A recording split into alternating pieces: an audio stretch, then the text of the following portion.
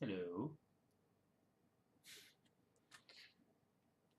Okay, I got a cover here for powers that I'm going to walk you through a bit.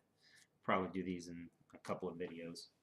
Um, so I did a bunch of sketches for this cover. This is for one of the Powers definitive collections. Um, and normally when I do a cover, I'll do a bunch of um, sketches of concepts and stuff, different ideas. So I'm going to show you what I did here. A lot of times what I do is I draw it all on one Photoshop file instead of doing like a couple of different files. I just put it on one file with different layers. And I'm going to show you some photo reference on here and some other weird stuff. So this is the final cover sketch here, which is Walker in the foreground as the Millennium. We've got Red Sugar on the background, Dina back here, and Trip Hammer, and some notes of what's going to be here in the background. This is the final cover that got the okay. This was another sketch that I had done. I really like this, and I might end up just doing it anyway, not for the cover, but just as a piece to have. And it'll be cool to like walk through this process with you guys as well. There's a bunch of sketches on here like this where I was just kind of, I knew I wanted like a large figure of Walker in the middle, so I just kind of sketched out some stuff, and I did some photo reference as well. Let's see what we can find here. This is another sketch that I started to work on, but then I never got past here. I kind of like the pose, but yeah, I don't know, there was something that wasn't quite working. I think it could still work actually. It's a really good, it's got this nice A shape to it. So, that's a great composition, like an A or a triangle or an inverted triangle, because it's always pointing towards something or supporting something. Some of these shots here, I remember having problems with. Like, I knew that I wanted this kind of shot for Dina, or Walker. Actually, I was originally intending this pose, this sort of like sideways power pose with the fists out, like one fist like really in the foreground, and force that perspective. But I was having trouble getting it, so I bust out the camera and did some photo reference. And the same thing with this figure that I worked out here. Although it's ironic, ultimately I didn't use the photo reference. Oh wait, I don't remember if I ended up using the photo reference or not. But anyway, I ended up just drawing the same pose. So here was the original photo reference. And actually, yeah, I think I just drew directly over this, like using this layout, using this photo that I took with my phone as just a sort of basic idea. I use photo reference not when I trace a photo, I don't use it to trace the photo, if that makes any sense. I'm using it for a sense of proportion or some sort of angle. For whatever reason, I was either struggling with that shot or I just felt like I wanted to do the photo reference. Maybe because I was taking photo reference of this other angle, which was here, to get this is how I think photo reference should be used. I mean, I'm a dude, right? But I'm using this to get this shot. So this pose here, I got from this photo. And I think I actually traced it because I wanted the general proportions of the arm. So let me see if I can just quickly put that here. Let's move it way up here. Yeah. So I actually did trace this shot actually to get the proportions, but look, they're completely different. Like, I'm not being a slave to the photo because a photo isn't always your friend, especially with weird proportions and stuff. Anyway, so I think I drew over the photo, although the closer I look here, it doesn't look like I did. I think I probably just eyeballed it, which is a pretty good way to use photo reference as well. A lot of times you just need some sort of visual cue. So photo reference is your friend. Don't be a slave to it. I think that's all I got here. Yeah. So this was another version of that I tried drawing, and it felt, I don't know, stiff, choked up, and just wasn't really working. So that's when the photo reference came in handy.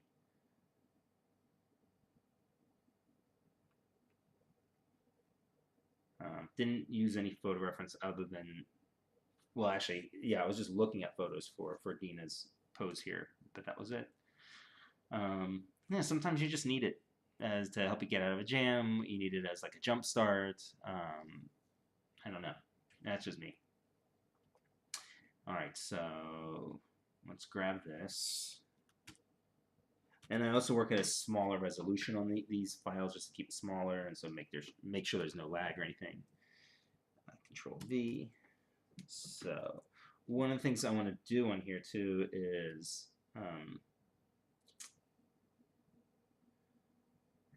sort of recenter the cover. Let's give a little more space for Dina and Retro Girl down at the bottom, a little more space for the logo. So this will probably overlap somewhat. I should grab one of the books. Normally what I like to do is grab the logo from one of the cover's images and then just cut it out and paste it right on here so I know exactly how much room I'm playing with. And I should do that here, but I'm going to cut to the chase and just get to work.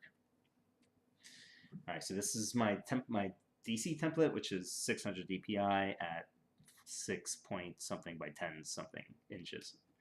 I'm going to lower the opacity, create another layer.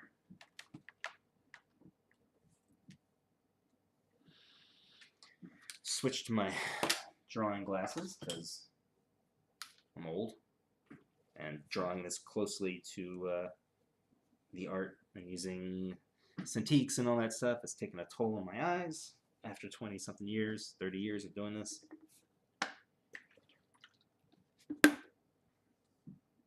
I'm going to take a quick look at this reversed.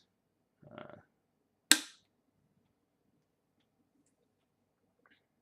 reason I do that is just to see if anything odd pops out at me. Nothing too horrible. All right, so I'm going to use my usual brush, which is this Inker Analog Gritty Realistic pen or brush. Walker's pretty big. I'm going to use a fairly large brush size on this, which will be 60.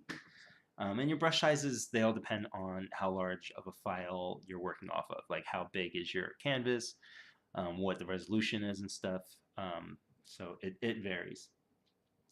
Because I've been inking my own work for so long, this is as tight as I really need my pencils to get. I might, from time to time, do another layer to tighten something up, but I think this is good. Pardon me. So let's get into it. I'm going to keep my stabilization, which is a feature that I really like. Like I have mentioned before, that the stabilizer, for some reason, it affects the tip of my brush. So that's with the stabilizer all the way down. And if I bump it up a little around the 20 area, it gives me a sharper tip for some reason. So I play around with the stabilization a lot. Sometimes I want it really high, sometimes I want it really low.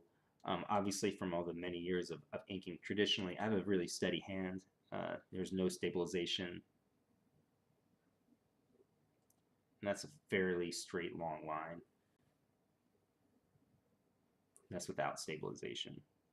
And also, like even with those sort of little inconsistencies, I mean, that's where the life comes in. I mean, that's one of the problems with, so that's without any stabilization. Now, I turn it all the way up. It's a little soulless, just a little bit, but that's just me. I like imperfections and stuff. All right, so let's get to work.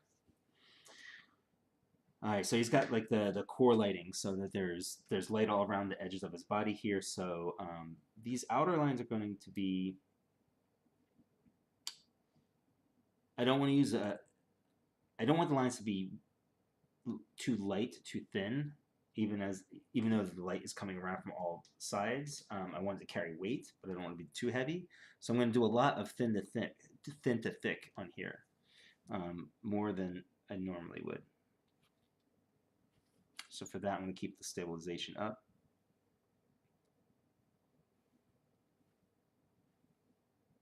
And as always, I've got this button here is my back button, so I don't have to use my shortcut keys, which, to be honest, and I'm sure you've heard me say this before, I was just never good at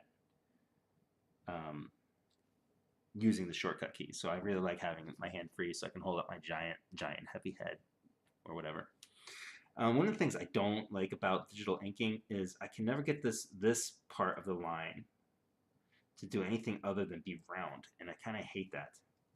So if you look at this line here where it ends, it's rounded. So like when I start this line again, this connecting line, now look at that. That's weird. I don't like that at all. Let me zoom in so you can really see what I'm talking about. So what I'd rather have happen is I'm going to just make it flat. I can do this with a real brush. I can make that tip end any way I want. I haven't figured out how to do it yet digitally. I'm positive there are ways to do it, but I'm so low-key on my technology skills or knowing how to even adjust my brushes and stuff. I have to do it that way, which is a little harder.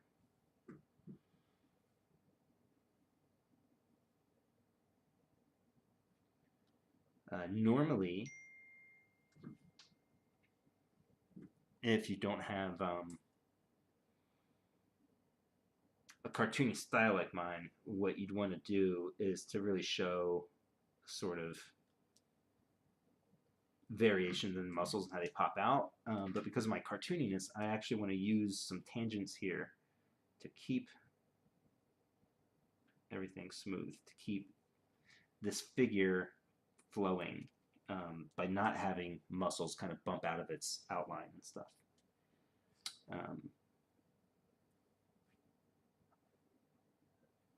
So keeping things simple is hard, man. It really is.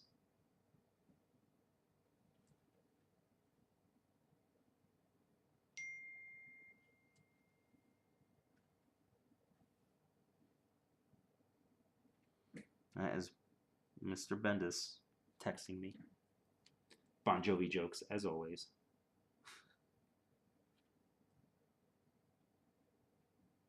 These are the sort of studs around his bracelets.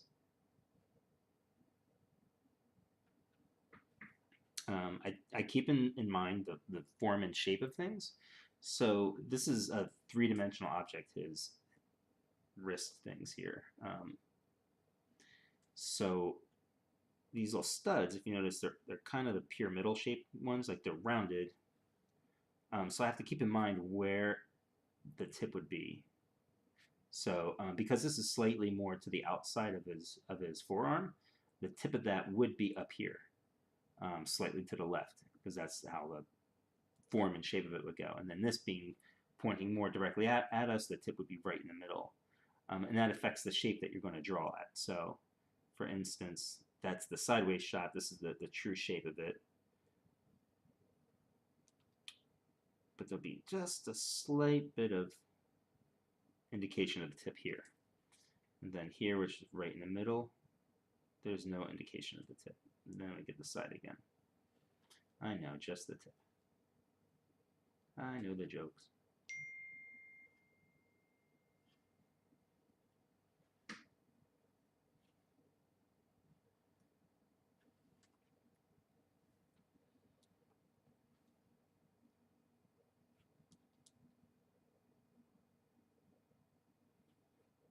Wrist, and knuckle, knuckles, palm.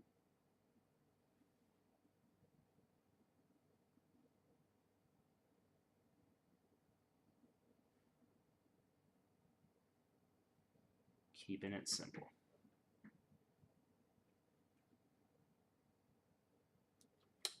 Too much stability there. See, all that stability makes things like really kind of rounded out sometimes, and I want just a little more edge, some tooth.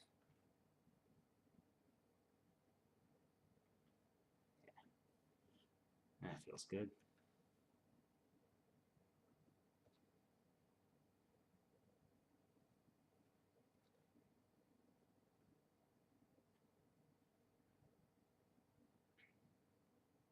Shading in the center of this thing here.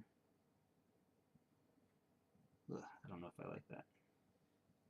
Actually, a fun way to do something like this is create another layer, get a much thicker brush, and then just play around with it a few times.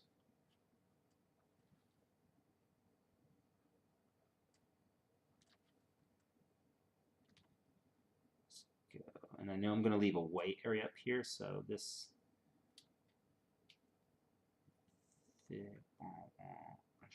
almost.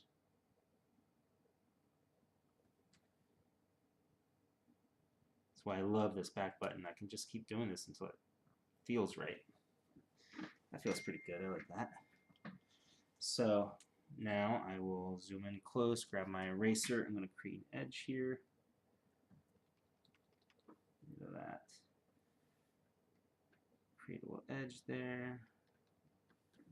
And then Control E, that drops it down to the ink layer. And I'm going to label that as ink so we know what it is. Alright, so we were talking about I should have done this before when I was doing these studs to sort of, oh, that's the eraser, to show, and I'm going to weigh up the stabilization on here because I want that really fine line. Now remember what I said about the tip of these studs. So see, the tip of the stud actually comes up slightly to the left here. Now this is aimed right more towards us, so it's going to be right in the middle. And I should change the direction of the light here, because the lights really come from the left and right, whereas this is actually, I kind of indicated it's to the up and down, but it's really left and right.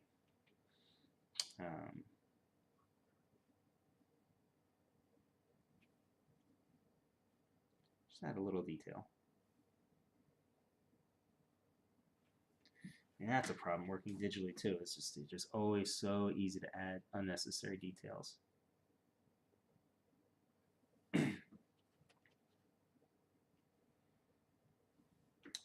He's got a circular thing going on here.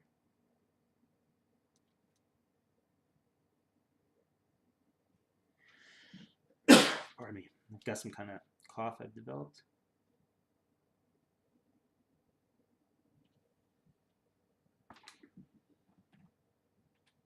Well, so far so good. Here's Walker's face.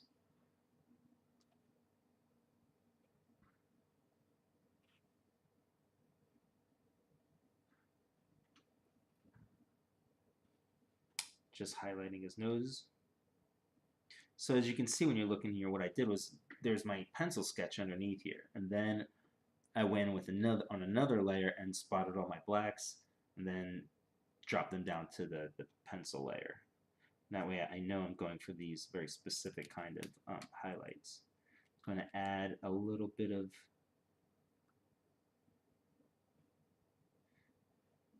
grimace there that you can pick up on.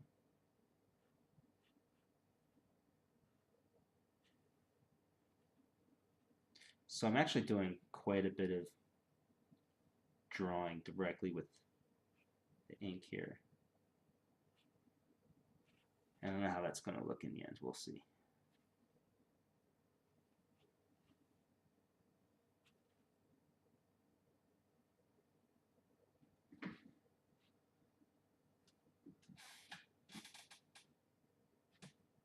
Sometimes, like, I know this is all going to be black, but it might look a little funky without his chin, so I might end up putting a highlight in there. So sometimes I'll do something like that and then just leave it, and then I'll have that as a guideline later if I'm filling in his chin.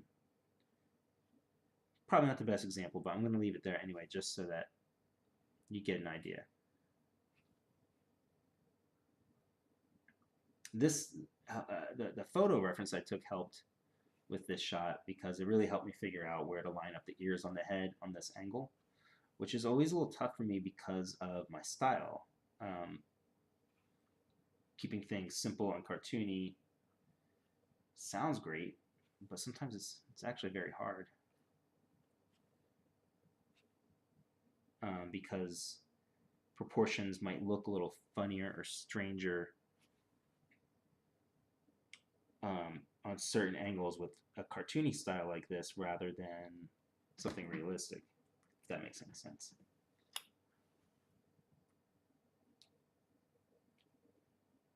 Alright, get my brush size back up to like 60 or whatever it is.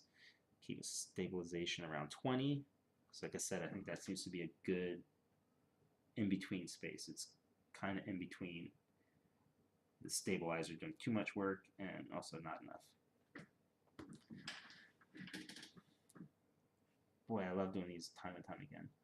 One of the reasons why I like doing this is I'm, you know, I spent 30 years inking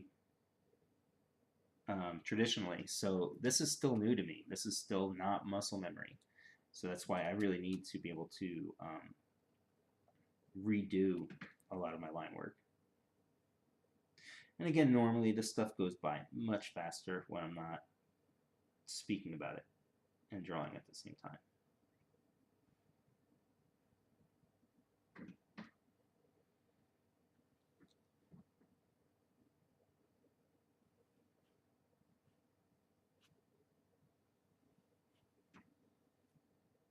Checking the proportions now. This feels a little too thin on this side, so it's thicken up his forearm again. Don't like that, so look. Look at that. There you go.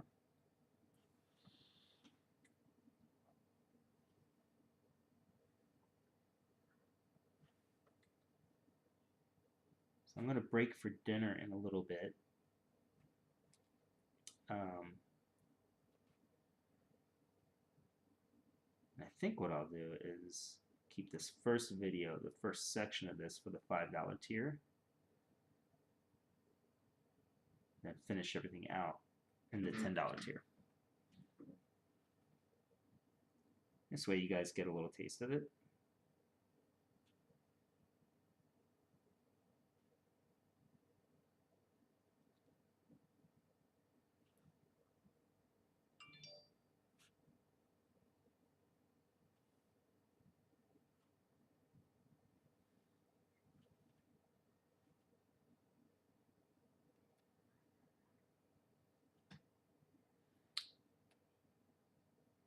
All right, we're on our way. Look at this.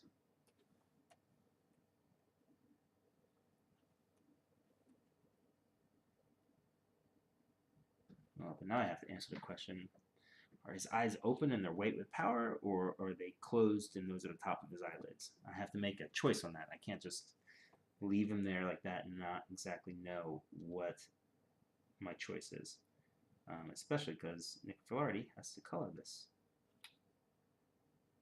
Maybe Nick will record